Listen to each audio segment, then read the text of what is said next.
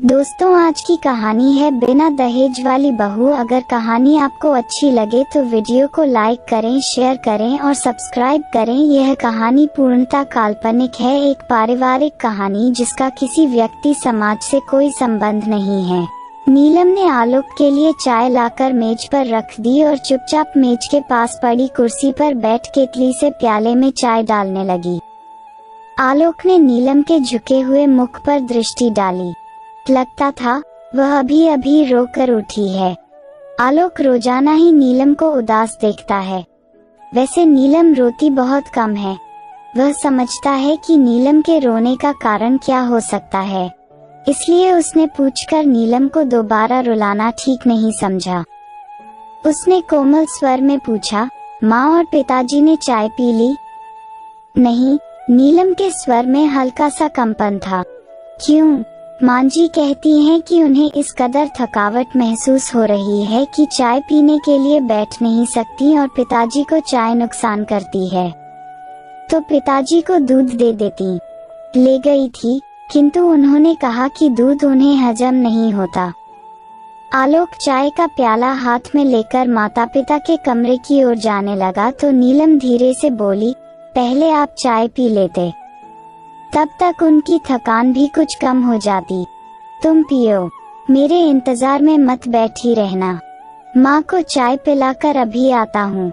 नीलम ने चाय नहीं पी, गोद में हाथ रखे खिड़की से बाहर देखती रही। काश वह भी हवा में उड़ते बादलों की तरह स्वतंत्र और चिंता रहित होती। नीलम के पिता एक सफल डॉक्टर थे, पर उनकी सबसे बड़ी कमजोरी यह थी कि वे किसी को कष्ट में नहीं देख सकते थे। जब भी कोई निर्धन बीमार उनके पास आता तो वे उससे फीस का जिक्र तक नहीं करते, बल्कि उल्टे उसे फल व दवाइयों के लिए कुछ पैसे अपने पास से दे देते। परिणाम यह हुआ कि वे जितना काम व मेहनत करते थे उतना धन संचित नहीं कर पाए। फिर उनकी लंबी बीमारी चली, जो थोड़ा बहुत धन था वह खत्म हो गया। उनकी मृत्यु के बाद सिर्फ एक मकान के अलावा और कोई संपत्ति नहीं बची थी। सबसे बड़ी बहन होने के नाते नीलम ने घर का भार संभालना अपना कर्तव्य समझा। उसने एक स्कूल में अध्यापिका की नौकरी कर ली। छोटी बहन पूनम मेडिकल कॉलेज में चौथे साल में थी और भाई अनु ने बीए द्वितीय वर्ष में। आलोक ने जब नीलम के सामने विवाह का प्रस्ताव रखा तो उसने साफ इनकार कर दिया था। उसका कहना था कि जब तक पूनम पढ़ाई पूरी करके कमाने लायक नहीं हो जाती, तब तक वह विवाह की बात सोच भी नहीं सकती। इस पर आलोक ने आश्वासन दिया था कि विवाह में वह कुछ खर्च न होने देगा और विवाह के पश्चात भी नीलम अपना वेतन घर में देने के लिए स्वतंत्र होगी। आलोक का यह तर्क था कि वह एक मित्र के नाते उसके परिवार के प्रति सब कुछ नहीं कर सकता जो परिवार का सदस्य बन जाने के पश्चात कर सकेगा। यह तर्क नीलम को भी ठीक लगा था। कभी भी अपनी चिंताओं के बीच वह खुद को बहुत ही अकेला व असहाय सा पाती थी। उसने सोचा यदि उसे आलोक जैसा साथी, जो उसकी भावनाओं को अच्छी तरह समझता है, मिल गया तो उसकी चिंताएं कम हो जाएंगी। फिर भी नीलम की आशंका थी कि अकेली संतान होने के कारण आलोक से उसके माता पिता को बहुत सी आशाएं होंगी और इसलिए शायद उन्हें दहेज रहित लड़की को अपनी बहू बनाने में आपत्ति हो सकती है। पर आलोक ने इस बात को भी टाल दिया था। उसका कहना था कि उसके माता पिता उसे इतना अधिक प्यार करते हैं कि उसकी इच्छा के सामने वे दहेज जैसी बात पर सोचेंगे भी नहीं। आलोक के पिता प्रबोध राय एक साधारण ऑफिस असिस्टेंट की हैसियत से ऊपर न उठ सके थे। आलोक उनकी आशाओं से बहुत अधिक उन्नति कर गया था। घर के रहन सहन का स्तर भी ऊंचा उठ गया था। आलोक सोचता था कि उसके माता पिता उसकी अर्जित आय से ही इतने अधिक संतुष्ट हैं कि नीलम के वेतन की आवश्यकता अनुभव नहीं करेंगे। यही उसकी भूल थी, जिसे वह अब समझ पाया था। उसके माता पिता ने पुत्र का विवाह बिना दहेज लिए केवल इसलिए किया था कि बहू अपने वेतन से वह कमी पूरी कर देगी। जब उनकी वो आशा पूरी नहीं हुई तो वे क्षुब्ध हो उठे। उन्हें इस भावना ने जकड़ लिया कि उन्हें धोखा दिया गया। आलोक कमरे में पहुंचा तो उसकी माँ सुमित्रा अपने पलंग पर लेटी हुई थी। प्रबोध राय पास ही पड़ी कुर्सी पर बैठे समाचार पत्र देख रहे थे। आलोक बोला, माँ, नीलम कह रही थी कि आप थकान महसूस कर रही हैं। चाय पी लीजिए, थकान कुछ कम हो जाएगी। रहने दे बेटा, चाय के लिए मेरी तनिक भी इच्छा नहीं है। तो बताइए फिर क्या लेंगी?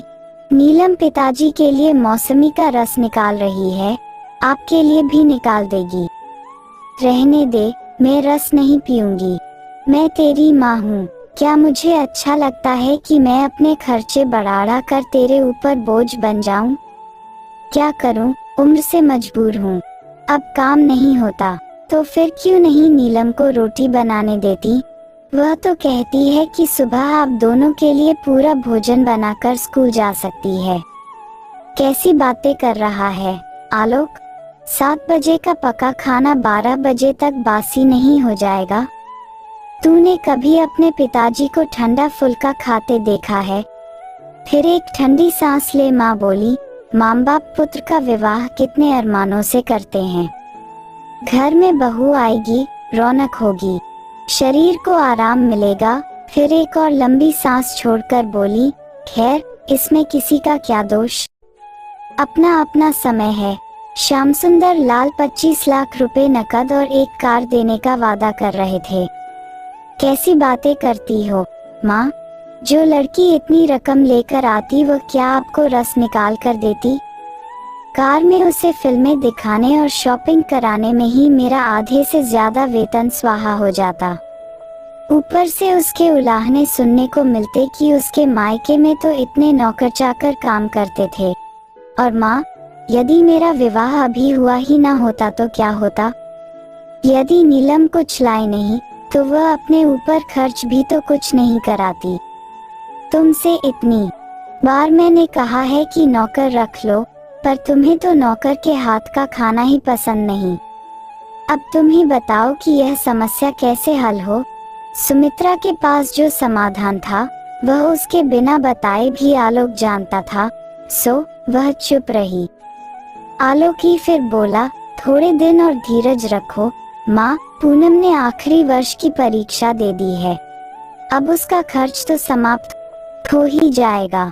अनु ने भी 1-2 वर्ष में योग्य हो जाएगा और उसके साथ नीलम का उसका उत्तरदायित्व भी खत्म हो जाएगा। वह नौकरी छोड़ देगी। अरे, एक बार नौकरी करके कौन छोड़ता है? फिर वह इसलिए धन जमा करती रहेगी कि बहन का विवाह करना है। आलोक हंसकर बोला, इतने दूर की चिंता आप क्यों करती हैं माँ? पूनम डॉक्टर बनकर स्वयं अपने विवाह के लिए बहुत धन जुटा लेगी। मुझे तो तेरी ही चिंता है, तेरे अकेले के ऊपर इतना बोझ है। मुझे तो छोड़ो, इन्हें तो फल इत्यादि मिलने ही चाहिए, नहीं तो शरीर कैसे चलेगा। तभी नीलम 2 गिलासों में मौसमी का जूस लेकर कमरे में आई। आलोक हंसकर बोला, देखो माँ, तुम तो केवल पिताजी की आवश्यकता की बात कह रही थी, नीलम तो तुम्हारे लिए भी जूस ले आई है, अब पी लो। नीलम ने इतने स्नेह से निकाला है, नहीं पियोगी तो उसका दिल दुखेगा। इस प्रकार की घटनाएं अक्सर होती रहती। माँ का जितना असंतोष बढ़ता जाता है, आलोक का पत्नी के प्रति उतना ही मान और अनुराग विवाह के पश्चात। नीलम ने एक बार भी सुनाकर नहीं कहा कि आलोक ने उसे जो आश्वासन दिए थे वे निराधार थे। उसने कभी यह नहीं कहा कि आलोक के माता पिता की तरह उसके माता पिता ने भी उसे योग्य बनाने में उतना ही धन खर्च किया था। तब क्या उसका उनके प्रति इतना भी कर्तव्य नहीं है कि वह अपने बहन भाई को योग्य बनाने में सहायता करे? वह तो अपने सास ससुर को संतुष्ट करने में किसी प्रकार की कसर नहीं छोड़ती। स्कूल से आते ही घर गृहस्थी के कार्यों में उलझ जाती है। कभी उसने पति से कोई स्त्री शुल्क मांग नहीं की। अपने मायके से जो साड़ियाँ लाई थी अब भी उन्हें ही पहनती, पर उसके माथे पर शिकन तक नहीं आती थी। नीलम ने सरलता से परिस्थितियों से समझौता कर लिया था। उसे देख आलोक उससे काफी प्रभावित था। यही बात वह अपने माता पिता को समझाने का प्रयत्न करता था किंतु वे तो जैसे समझना ही नहीं चाहते थे। वे घर के खर्चों को लेकर घर में एक अशांत वातावरण बनाए रखते, केवल इसलिए कि वे बहू को यह बतलाना चाहते थे कि वह अपने बहन भाई के ऊपर जो धन खर्च करती है वह उनके अधिकार का अपहरण है। नीलम स्कूल के लिए तैयार रही थी। उसे सास की पुकार सुनाई दी तो बाहर निकल आई।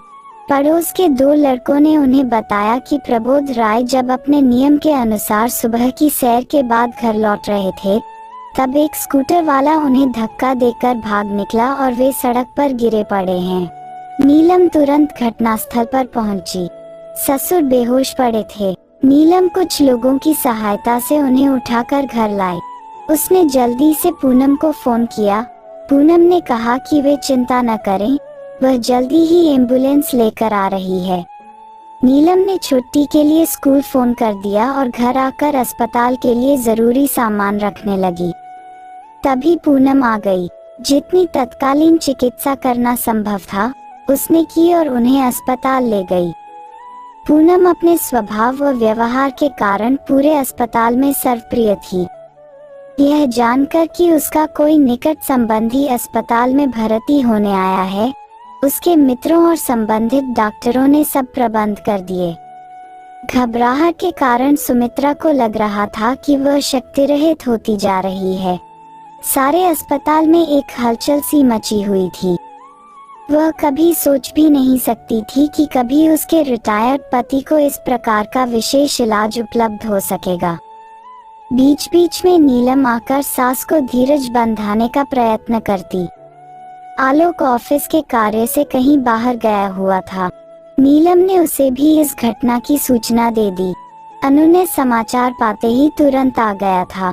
दवाइयों के लिए भागदौड़ वही कर रहा था। मदद के लिए उसके एक मित्र ने उसे अपनी कार दे दी थी। 5-6 घंटे बाद प्रबोध राय कमरे में लाए गए। पूनम ने बार बार नीलम की सास को तसल्ली दी कि प्रबोध राय जल्दी ही ठीक हो जाएंगे। वातावरण में एक ठहराव सा आ गया था। सुमित्रा ने कमरे में चारों ओर देखा। अस्पताल में इतना अच्छा कमरा तो काफी महंगा पड़ेगा। जब उसने अपनी शंका व्यक्त की तब अनु ने बोला, मां जी, आप 2 बेटों की मां होकर खर्च की चिंता क्यों करती हैं? मेरे होते यदि आपको किसी प्रकार का कष्ट हो तो मैं बेटा होने का अधिकार कैसे पाऊंगा? नीलम हंसकर बोली, मां जी, आज इसने पिताजी को अपना रक्त दिया है न, इसीलिए यह बड़बड़ कर आपका बेटा होने का दावा कर रहा है।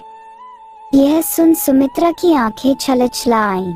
वे सोच रही थी कि यदि नीलम ने बहन की पढ़ाई में सहायता न की होती तो क्या आज पूनम डॉक्टर होती और क्या उस पति को ये सुविधाएं मिल पाती? श्याम सुंदर लाल का पुत्र क्या अपनी बहन को दहेज के बाद उसके ससुर को खून देने की बात सोचता? प्रबोध राय जब घर आए तब तक सुमित्रा की मनोस्थिति बिल्कुल बदल चुकी थी और कमजोरी भी गायब हो चुकी थी। रात को पति को जल्दी भोजन कराकर वे नीलम के लिए कार्डिगन बुन रही थीं। तभी उन्हें अनुनय के आने की आवाज सुनाई दी। प्रसन्नता से उनका मुख उज्ज्वल हो उठा। अनुनय ने एक डब्बा लाकर उनके पैरों के पास रख दिया और पूछने पर बोला, मां जी, मैंने एक पार्ट टाइम जॉब कर लिया है। पहला वेतन मिला तो आपसे आशीर्वाद लेने चला आया। यह सुनकर सुमित्रा चकित रह गईं। वे रुष्ट होकर बोली, क्या तेरा दिमाग खराब हुआ है? पढ़ना नहीं है जो पार्ट टाइम जॉब करेगा? पढ़ाई में इससे कुछ अंतर नहीं पड़ता। माँ, बेशक अब आवारागर्दी का समय नहीं मिलता। मैं तेरी बात नहीं मानूंगी। जब तक तू नौकरी छोड़ने का वादा नहीं करेगा मैं इस डब्बे को हाथ भी नहीं लगाऊंगी। और मां जी, आप तो जीजाजी से भी ज्यादा धमकियां दे रही हैं। चलिए, मैंने आपकी बात मान ली। अब शीघ्र डब्बा खोलिए, अनुनय ने आतुरता से कहा। डब्बा खोला तो सुमित्रा स्तब्ध रह गईं और डब्बाई आंखों से बोली, पगले, मैं बुधिया यह साड़ी पहनूंगी। अपनी जीजी को देता न, पहले माँ फिर बहन। अच्छा मां जी, अब जल्दी से आशीर्वाद दे दो। और अनुनय ने सुमित्रा का हाथ अपने सिर पर रख लिया। सुमित्रा हंसे बिना न रह सकी। बड़ा शातिर है, आशीर्वाद लेने के लिए भी रिश्वत देता है। तो तुम सब भाई बहन सदा प्रसन्न रहो और दूसरों को प्रसन्न रखो, मैं तो कामना करती हूँ।